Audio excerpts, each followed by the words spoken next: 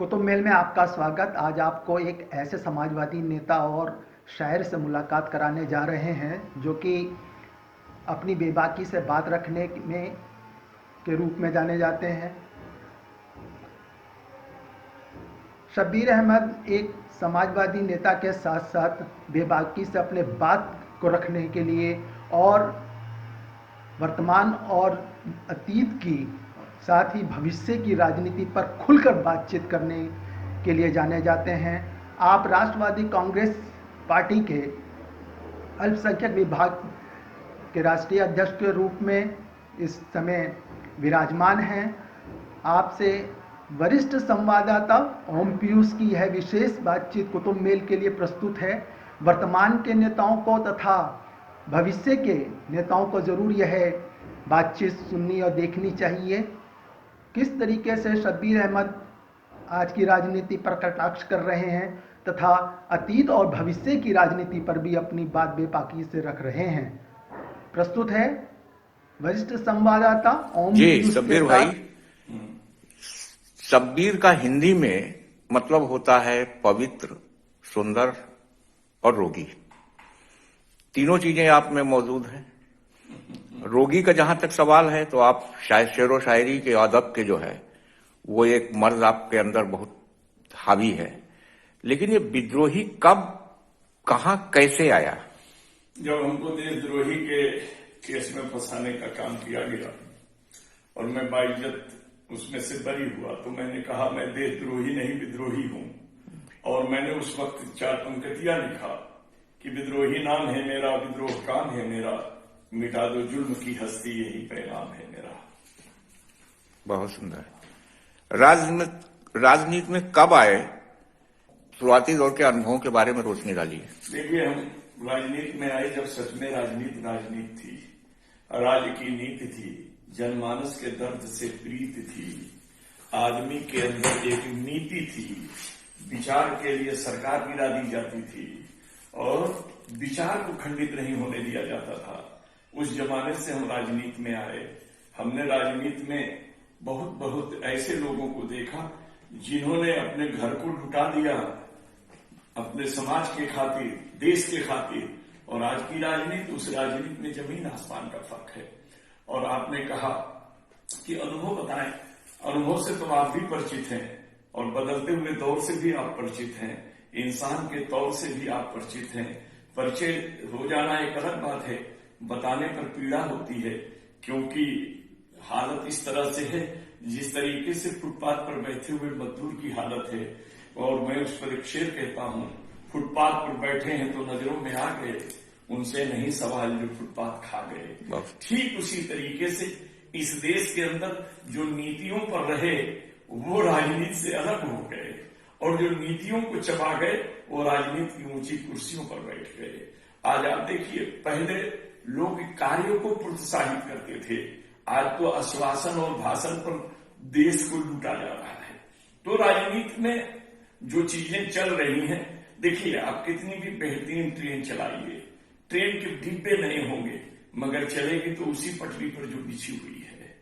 1971 के बाद जो राजनीति में परिवर्तन आया, आपको मालूम है इंदिरा जी को दुर्गा का उपाधि मिल गई थी। बांग्लादेश की लड़ाई के बाद, विजय मिलने के बाद जगजीवन राम रक्षा मंत्री थे मगर श्रेय प्रधानमंत्री को जाने लगा था। और उसके बाद से, और ये नाम देने का काम भी अटल बिहारी वाजपेयी जी ने किया था, ये ध्यान दीजिएगा जी। और वहां से ये सारी चीज चली। वहां पर किचन कैबिनेट बन गया, फिर दूसरे कैबिनेट बन गए, कैसे कैसे लोग राजनीति में आए। राजनीति में चाटुकारिता का जन्म 1971 से हुआ। फिर जब 77 में लोग जेल में इमरजेंसी में गए, 75 से 77 जनता पार्टी पैदा होकर के बाहर आई, तो उस वक्त कुछ ऐसे लोग आ गए जैसे बाढ़ आने पर एक ही पेड़ पर सांप, बिच्छू, चूहे सब चढ़ जाते हैं और चढ़ने का नतीजा जान बचाने के लिए एक दूसरे को कोई न खाता है न सताता है। ठीक वही उद्देश्य से 77 की सरकार बनी। 77 में कुछ ऐसे भी तत्व आ गए थे राजनीति में जिनका राजनीति से कोई संबंध नहीं था, मगर वो उन नेताओं के बड़े खास थे जो कहीं से भी कुछ चीजों की उपलब्धियां लाते थे, वो खुद नेता बन गए। और जब नेता बन गए तो वहां से राजनीतिक चरित्र गिरता चला गया। और ऐसा गिर गया कि अदाकार, मक्कार, गद्दार, सर्व आमदार आणि खासदार, ये मराठी शब्द है, यानी एमएलए एमपी वो बन गए जिनके अंदर जनता का दर्द नहीं था, जनसेवा की भावना नहीं थी, बल्कि लोगों को अब वोट भी 3 हिस्सों का हो गया, एक जात का हो गया, दूसरा हराने के नाम का हो गया और तीसरा कमाने के नाम का हो गया, पैसों के आधार पर हो गया। तो जब ये चीज आ गई तो पूंजीपति राजनीति पर हावी होने लगे, पैसे वाले हावी होने लगे और शरीफ और गरीब आदमी केवल मत देने तक का अधिकार रखे, वो भी कभी कभी जानते हैं कि भूखे बटन न होए गोपाला, ले लो अपनी कंठी माला। ये तुलसीदास ने उस जमाने में कह दिया था, वो आज राजनीति में है। जनता का दर्द सीने में लेकर नेता बैठा हुआ है, मगर चलने के लिए बैसाखी नहीं है कि वो चल सके। आर्थिक स्थिति से कमजोर है, समाज में इसलिए नहीं जा सकता है कि आज खिलाने वाले को पूछा जाता है, जो खाने के लिए जाए उसकी कोई भी इज्जत नहीं है। आज दरवे सर्वे है, सब कुछ पैसा है। अल्पसंख्यक विभाग के आप राष्ट्रीय अध्यक्ष हैं, अल्पसंख्यक के हितों हकों के लिए आप क्या कर रहे हैं? हम देखिए, एक बात आपको बता रहे हैं, कोई किसी के लिए कुछ नहीं करता। हमारा काम है अल्पसंख्यक के अंदर अल्पसंख्यक के शोषण की भावनाओं से मुक्ति दिलाना, उन्हें जगाना, अधिकार को बताना और वो अपने अधिकार के लिए संघर्ष करे। अब तो एक ऐसा दौर आ चुका है मेरे भाई, जो आप इंटरव्यू ले रहे हैं, कि आज अल्पसंख्यक के विरोध से सरकार बन रही है। अल्पसंख्यक की रक्षा की बात नहीं हो रही है, उनके अधिकार की बात नहीं हो रही है। केवल अल्पसंख्यक के खिलाफ जितना हम माहौल बनाए, उतना तेज जो है वो सरकार बढ़ रही है, क्योंकि यहाँ ध्रुवीकरण किया जा रहा है वोटों का, सांप्रदायिकता को बढ़ाने का काम किया जा रहा है। तो ऐसे में हम क्या कर सकते हैं? हम बस यही चाहते हैं कि अल्पसंख्यक अपने भावनाओं को समझे और ये भी समझे कि ये भारत है और इस भारत में धर्मनिरपेक्ष संविधान है, लेकिन इस धर्मनिरपेक्ष संविधान में भी हमें अपने अधिकार को पाने के लिए मानो एक के नारे के साथ चलना होगा। धर्मों को अपने पूजा पाठ करने वाला धर्म हो या नमाज अदा करने वाला धर्म हो, धर्म कुकर्म से रोकता है, धर्म सेवा के भाव को जन्म देता है, धर्म इंसानियत की तरफ ले जाता है। इसलिए मैं सबसे कहना चाहता हूं कि हर कोई अपनी हस्ती का निगाहबान बने, गम की तूफान में संगीन सी चट्टान बने, बाद में चाहे वो हिंदू या मुसलमान बने, पहले इंसान को लाजिम है कि इंसान बने। हम इंसान बनकर के काम करें, क्योंकि संख्या में हम कम हैं, तो हमें सरकार को चाहिए कि जो कमजोर है उसका बल सरकार को बन जाना चाहिए। तो हमें अपने अधिकारों पर चलने का और जो संवैधानिक हमें अधिकार प्राप्त है उसे पाने के लिए जो रास्ता संवैधानिक है उसके आधार पर आंदोलन और अपनी डिमांड को रखने का काम करना चाहिए, और हम वो करने की तैयारी में हैं। महाराष्ट्र में शिवसेना से हाथ मिलाने में आपकी पार्टी ने कोई परहेज नहीं किया, क्या भविष्य में कभी भाजपा के साथ भी वो हाथ मिला सकती है? देखिए, हम सच बोलने के आदी हैं, हम झूठ बोलना जानते नहीं हैं। हमारे नेता जो हैं वो राष्ट्र से के प्रेम से ओतप्रोत रहते हैं। एक बार आपने देखा होगा कि भाजपा का 14 की सरकार जब बनने की स्थिति में नहीं थी, तो हमारी पार्टी ने जनता पर बोझ न लदे, उस समय भी उन्होंने एक तरह का ऐलान हमारे प्रफुल्ल पटेल जी ने कर दिया था। हम क्या चाहते हैं, हमें दलों से मतलब नहीं है। अभी आपने देखा होगा कि हमारे नेताजी का जन्मदिन था, उसके आसपास में बहुत सी चीजें चली। हम चाहते हैं कि सरकार किसी की हो, मगर उसके हृदय में जनमानस का प्यार हो। जनता जिसको मैंडेट देगी उसे सरकार बनानी चाहिए। आपने कहा शिवसेना के साथ, शिवसेना ने अपने कट्टरपन को छोड़ा, जनमानस की भावना को लेकर हमारे साथ बैठने को अगर तैयार है तो हम उससे कैसे इनकार कर सकते हैं। भाजपा भी अगर अपने सांप्रदायिक भावों को छोड़ करके सेवा करने के भाव से तैयार हो तो उसके साथ जाने में कोई बात नहीं आती है। क्योंकि एक चीज नोट कर लीजिए, हमें गांधी जी ने भी कहा था, पाप से घृणा करो पापी से नहीं। हम उनके विचारों से नफरत करते हैं, अगर विचार में परिवर्तन आ जाए तो साथ चलने से इनकार करने का प्रश्न ही नहीं आता है। बहुत सी एक ओर सत्ता पक्ष का मनबढ़ हौसला और दूसरी ओर बिखरा हुआ विपक्ष, भविष्य की चुनौतियों से कैसे निपटेंगे? देखिए, भविष्य जो है संभावनाओं के गर्भ से जन्म लेता है। जो संभावनाएं हैं वो भविष्य से जन्म लेती हैं। हम एक दूसरे के पूरक होते हैं और उस पूरक में देखिए रास्ता कैसे होता है। दिन में सूर्य उजाला देता है, रात में हमें दीप जलाना पड़ता है। अंधेरे के भगाने के लिए हमें कई रास्ते का अख्तियार करना पड़ता है। विपक्ष का जो बिखरा हुआ आप देख रहे हैं, आज विपक्ष मैं अगर कह दूं तो आप कहेंगे कि आप कैसे बोलते हैं। विपक्ष को संवैधानिक मान्यता नहीं है। विपक्ष बिखरा हुआ क्यों है? अगर हम समाज की सबकी भावना एक हो कि हम देश की जनता की सेवा करें तो बिखराव नहीं हो सकती है। हम अपने हितों की रक्षा करने के लिए बिखर जाते हैं और हमारे नेता के अंदर ये चीज नहीं है। आपने देखा होगा सारी तैयारी होने के बावजूद भी हमारे नेता ने बंगाल में ममता का समर्थन कर दिया, क्योंकि वो चाहते हैं कि इस देश में सांप्रदायिक ताकतों को बढ़ावा न मिले। हम उन ताकतों का साथ दें जो जनमानस के बीच रहे और जनमानस के जानों की हिफाजत कर सके, रक्षा कर सके, जाति पात भेदभाव से वंचित रहे। तो मेरा आपसे कहना यह है कि भविष्य गर्भ से जन्म लेता है और गर्भ जो है परिस्थितियों से जन्म लेती है और परिस्थितियां खुद नेता और सरकार के कारणों से पैदा हो जाती हैं। और आज आप देख लीजिए कि सरकार के कारणों से किसान के मुद्दे को लेकर के देखिए कि परिस्थितियां अपने पैदा हो गई। जिन्होंने मोदी को सर आंख पर बिठाया था, आज वही आदमी उन्हें सर से गिरा करके कंधे पर भी बिठाने को तैयार नहीं है। तो ये चीजें हैं, क्योंकि आपने देखा होगा पश्चिम उत्तर प्रदेश में इनकी कितनी सीटें थी, पूर्वांचल में कितनी है। आज इनको भाग दौड़ करना पड़ रहा है, कॉरिडोर बनाना पड़ रहा है, नहर का उद्घाटन करना पड़ रहा। मैं इन चीजों से इससे पता चल रहा है कि इनके पास जनता को देने को कुछ नहीं है, दिखाने के लिए ये काम किए जा रहे हैं। तो बिखरा हुआ ये हमारा लोकतंत्र जो है वो एक तरह का चीज देता है। हर आदमी को अपने विचार रखने का अधिकार है, लेकिन मेरा ये कहना है कि देश के हर नेता का विचार हमारे देश की रक्षा, सुरक्षा और जनता की सेवा भाव से जुड़ी होनी चाहिए। और इसी आधार से सब विचारधारा के लोगों का आप देख रहे हैं कि अलायंस बनता जा रहा है और ये अलायंस ही चलेगा। क्योंकि देखिए राष्ट्रीय पार्टियां अपने अपने में हर जगह बिखर रही हैं, लेकिन लोकल पार्टियां जो है धीरे धीरे विकल्प बनती जा रही हैं और हराने का काम कर रही हैं। अब नेशनल पार्टी के आधार पर आप देखिए कांग्रेस का इतनी कमजोर हो चुकी है। महाराष्ट्र में हम देखिए दूसरे नंबर पर है, शिवसेना पहले नंबर पर है। कहीं भी देखिए तो आजकल जनता जो है लोकल विचारधाराओं के साथ जा रहा है। अब नेशन में फेडरेशन की राजनीति चलेगी, एक दूसरे से जुड़ी हुई राजनीति चलेगी। ये जनता के विचारों पर आधारित है और देश का भविष्य जनता के हाथ में है और जनता जो है खुद रास्ता बनाकर देगी।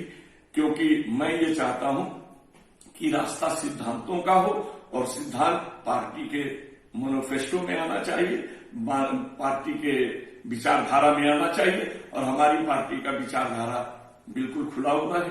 समय का अभाव है, वरना हम एक एक विचारधारा को आपके सामने रखता है। आने वाले दौर में क्या विपक्षी एकता संभव है? देखिए दो चीजें होती हैं, एक तो विचार आदमी को एक करता है, नहीं तो परिस्थितियां एक करती हैं। तो हमें दिखाई दे रहा है कि आने वाले समय में कुछ विचारों का अंतर रहते हुए भी परिस्थितियां एक करने का काम करेंगी और विपक्ष जो है एकता के सूत्र में बंधने के रास्ते पे जरूर जाएगा। राजनीति और शायरी एक साथ लेकर के आप चल रहे हैं, दोनों का कुछ संपुट उदाहरण पेश कीजिए। देखिए राजनीति और शायरी आप हमें शायर समझते होंगे, लेकिन हम अपने आप को तुकबंदी से जोड़ लेते हैं। क्योंकि जो बात को हम 1 घंटे में कहना चाहें वो 2 पंक्तियों में कहा जा सकता है, लोगों के बीच में रखा जा सकता है। शायरी नहीं है ये, समाज में जो चीज दिखाई देती है हम उसको शब्दों के फूलों की माला बनाने की कोशिश करते हैं। और राजनीति के बगैर शायरी पैदा ही नहीं हो सकती है। शायरी 3 चीजों से पैदा होती है। एक श्रृंगार रस श्रृंगार से पैदा होता है, वीर रस जो है समाज के परिवर्तन से पैदा होता है, समाज को हटाने के इससे पैदा होता है। और कवि मुक्तक और ये सारी दोहे वोहे ये समाज के बीच के रस से आता है। जिस तरीके से आप जानते हैं जब हम भोजन करते हैं तो भोजन से भी कई रस पैदा होते हैं। कुछ रस जो है हमारे शरीर में खून बनाने के काम में आते हैं, कुछ रस कुछ और रस में जाते हैं, कुछ रस को फिर त्याग देना पड़ता है। तो हम शायरी जो करते हैं वो समय के अनुकूल करते हैं। जैसे आज ही की आप बात करें, राजनीति क्या हो गई है। राजनीति को आप अच्छे तरह से देख रहे हैं कि राजनीति पूंजीपति के घर की दासी हो गई है, गरीब के घर इसलिए उदासी हो गई है। ये शायरी नहीं है, ये तुकबंदी है।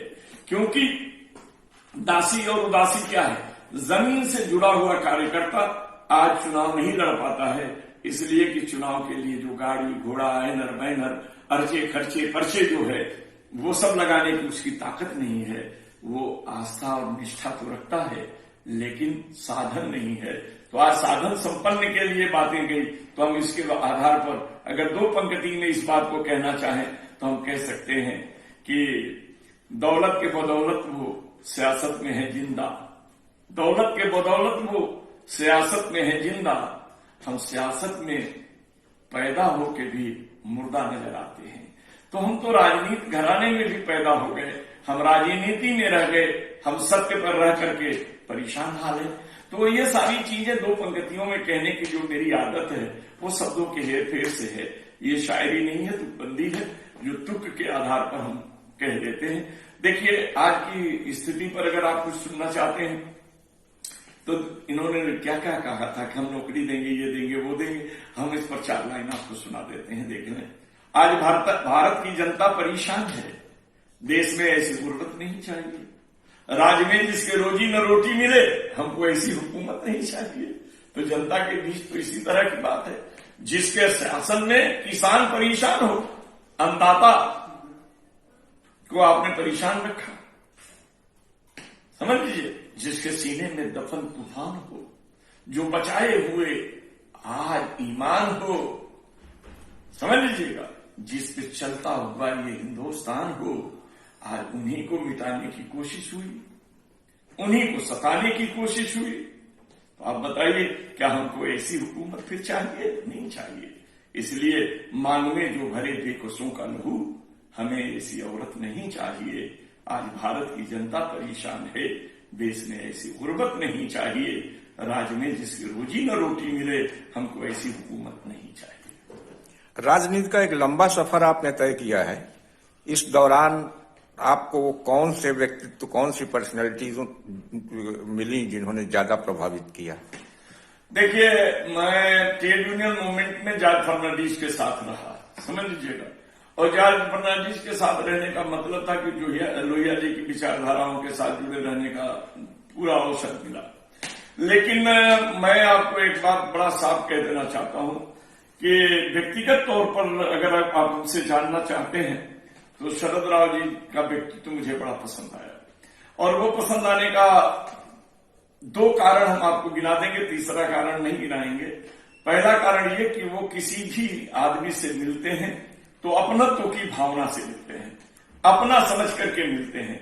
उनके अंदर मैंने नहीं देखा कि कभी भी कार्यकर्ताओं के प्रति वो उदासीन रहे हों या उदार न रहे हों, हमेशा उदार रह गया ये कि हमारे नेता के अंदर जो एक भावना है लोगों को लेकर साथ चलने की।